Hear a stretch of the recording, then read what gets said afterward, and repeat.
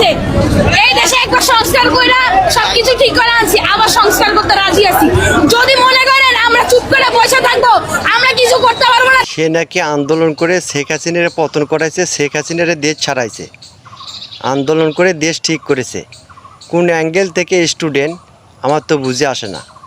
আবারও বলে 24-এ রক্ত দিয়েছি, আবারও রক্ত দেব, শিক্ষামন্ত্রীকে পতন করে ছাড়ব। আমার তো এটাও বুঝে আসে না, এ ছেলে না মেয়ে না হিজড়া। যদি আপনারা জানেন কমেন্ট বক্সে জানিয়ে দেবেন।